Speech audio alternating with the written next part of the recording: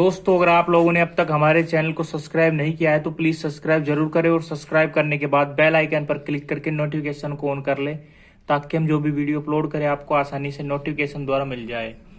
दोस्तों, आज हम आपको बताएंगे मोटर के बुश का बार बार खराब होना। ठीक है, मोटर के बुश बार बार क्यों खराब होते हैं, उसके पीछे जुड़े क्या कारण हैं। तो कुछ कारण मैं आपको आज बताऊंगा वीडियो में, तो ध्यानपूर्वक वीडियो को लास्ट तक देखें।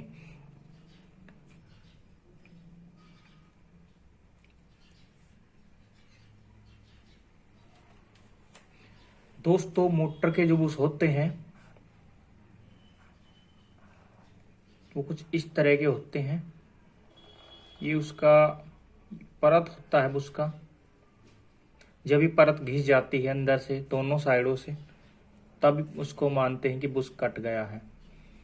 और इसके अंदर बिल्कुल एक सापट होती है, ऐसे बिल्कुल फिट होती है, सटी होती है। जब तक कि बिल्कुल सट के चल रही है जब तक बुशिंग सही है, नॉर्मल है।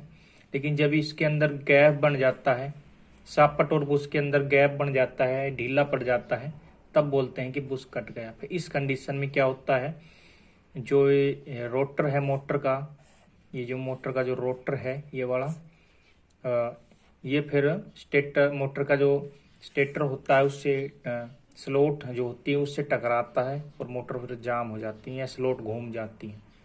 तो इस कंडीशन में हमको ये बुश बनवाने पड़ते हैं। तो आज मैं इसका कारण बताऊंगा कि ये जो बुश है ये बार बार क्यों कटता है, क्या कारण होते हैं। ठीक है दोस्तों, सबसे पहला जो मेन कारण है वो डिपेंड करता है बुश के साइज पे। ठीक है, एक बुश है जिसका साइज इतना है। ठीक है, एक बुश है जिसका साइज इतना है। अब देखिए दोस्तों, जो ये छोटा वाला बुश है इसके अंदर नॉर्मल छोटी वाली सापट ही डलेंगी, छोटी सापट डलेंगी। इस रोटर में नॉर्मल छोटी सापट ही होगी। ठीक है, इस तरह से। तो ये बुश जो है बहुत ही ज़्यादा कम चलेगा। और जो लंबा बुश है ये डबल बुश का लगभग कार्य करता है अकेला ही। तो इसके अंदर जो सापट होती है वो लंबी होती है रोटर की। ठीक है, और सापट लंबी है और बुश भी लंबा है। तो यहाँ पे बहुत ही धीरे धीरे ये बुश कटेगा, स्लोली स्लोली ये बुश जल्दी कट जाएगा। एक तो समरसीबल मोटर के अंदर दो बुश होते हैं। बुश नंबर 1 हो गया, उसके बाद बुश नंबर 2 हो गया। कई मोटरों में एक बुश तो पीतल का होता है, एक बुश रबड़ का होता है, या दोनों ही बुश फिर पीतल के होते हैं, ऐसे होते हैं। तो इन दोनों बुशों के अंदर इस तरह से रोटर की जो सापट है वो चलती है। ठीक है, तो जितने लंबे बुश, ठीक है, जितने बड़े बुश और जितनी लंबी इसकी सापट है उतना ही ज्यादा चलेगा। और जितनी छोटी सापट, जितने छोटे बुश उतने ही कम चलेंगे। तो ये तो होता है मोटर का पहला इसका कारण, बुशिंग का। ठीक है, ये तो पहला हो गया। एक मोटर में छोटा बुश है, छोटी सापट है, तो ये कम चलेगी। एक मोटर में लंबे बुश है, लंबी सापट है, बड़ी सापट है, तो ये ज्यादा चलेगी। अब आते हैं दूसरे पॉइंट पे। तो एक कंपनी के ऊपर डिपेंड करता है कौन सी कंपनी की आपकी मोटर है, उस हिसाब से बुश चलते हैं। ठीक है,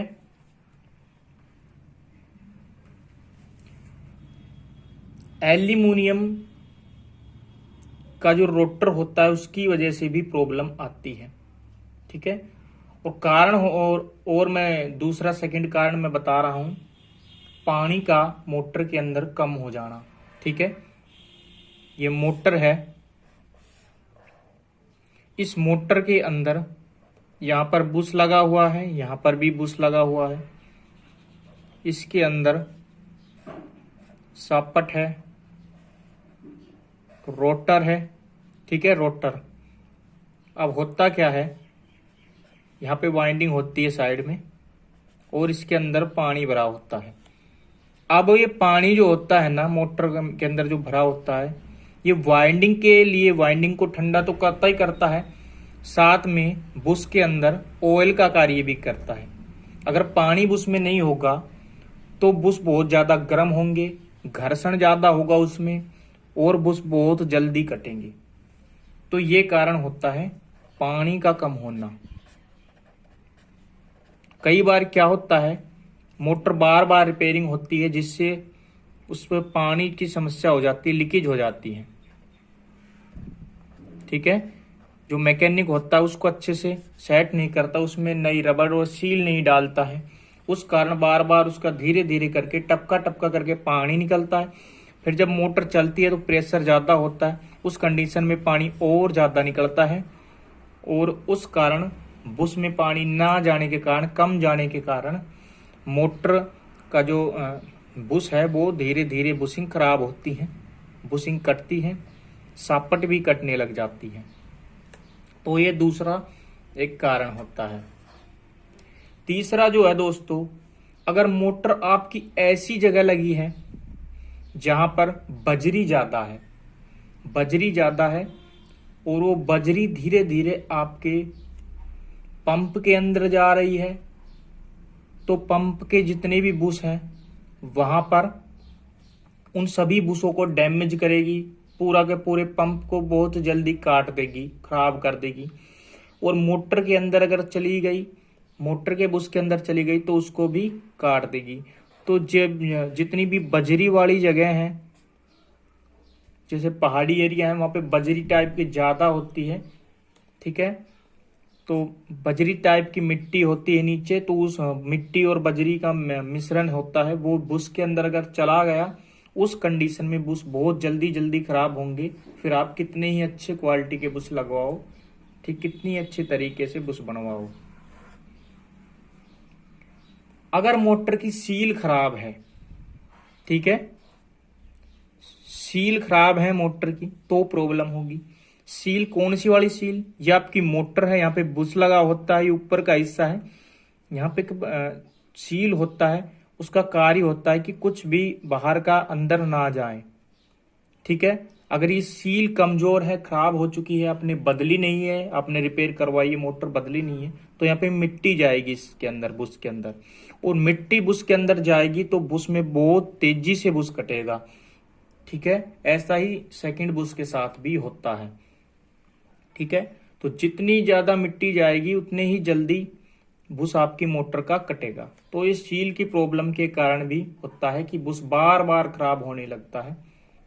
ठीक है, बहुत जल्दी जल्दी बुश खराब हो जाने लगते हैं।